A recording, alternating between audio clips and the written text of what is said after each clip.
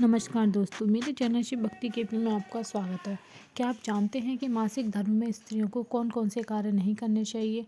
आइए जानते हैं अनिरुद्ध आचार्य जी से। अगर आपको मेरी वीडियो अच्छी लगती है लाइक करें और मेरे चैनल को सब्सक्राइब करें। धन्यवाद।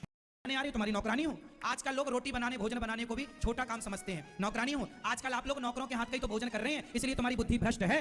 पहले के लोग पत्नी के हाथ का खाते थे, माँ के हाथ का खाते थे। पहले पति के लिए भोजन पत्नी बनाती थी, तो जिसके हाथ का भोजन करेंगे उसी से प्यार होगा। अब आजकल पत्नियों से प्यार इसलिए नहीं है, पत्नी के हाथ का खाने को नहीं मिलता।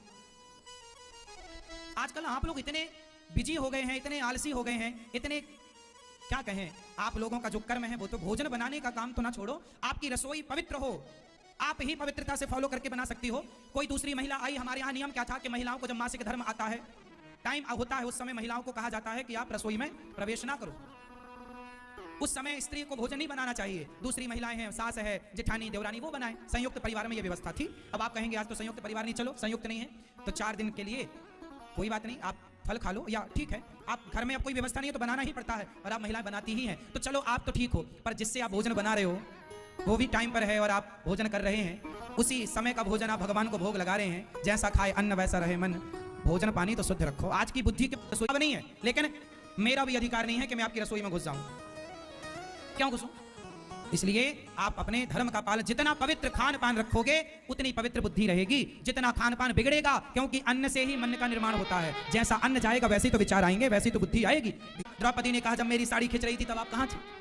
पितामह ने कहा मैंने दुष्ट दुर्योधन का अन्न खाया था, यह महाभारत में लिखा है। पितामह ने कहा द्रौपदी मैंने दुष्ट दुर्योधन का अन्न खाया, इसलिए मेरी बुद्धि दूषित हो गई, और अब बाणों की सैया पर लेटने से एक एक बूंद रक्त जमीन पर गिर जाने से मेरी बुद्धि पवित्र हो गई है। इसके कारण आज मैं तेरे पतियों को उपदेश कर रहा हूं कि बुरा मत करना, बुरा मत देखना।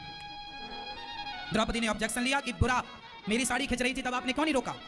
पितामह ने कहा मैंने दुष्ट दुर्योधन का अन्न खाया था, इसलिए मेरी बुद्धि भी दुर्योधन जैसी हो गई थी।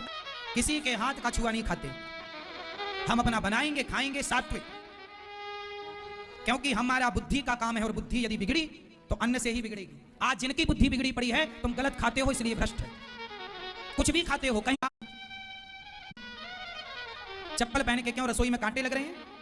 चप्पल पहने, अब आप कहोगे महाराज जी चप्पल से क्या प्रॉब्लम होगी आपको? ना, हमें नहीं है। आप देखो ना, आप चप्पल पहन के करंट को, फेस के तार को पकड़ लो, आपको करंट नहीं लगेगा। सही है या गलत है? आप और अर्थ जमीन से मिल, आप नंगे पांव तार पकड़ लो करंट लग जाएगा, और आप चप्पल पहन के पकड़ो करंट नहीं लगेगा। बात सही है कि क्या तार पकड़ते हैं तो अपने आप आपको अर्थ जमीन से मिल जाता है, आप करंट लग जाता है आपको। मतलब जमीन से एक पॉजिटिविटी 24 घंटे आपको प्राप्त हो रही है, एक एनर्जी मिल रही है, मान रहे हो ना? तो जब भोजन आप बनाते हो तो वो पावर, वो पॉजिटिविटी जमीन की आपके शरीर के द्वारा भोजन में प्रवेश करती है। जब माता बनाती है, आप चप्पल पहन लेते हो तो वो पॉजिटिविटी कट हो जाती है। इसलिए साइंस के आधार पर मैं बात कर रहा हूं। Press the bell icon and subscribe my channel. मेरी वीडियो के लिए बेल आइकन को दबाना ना भूलें। धन्यवाद।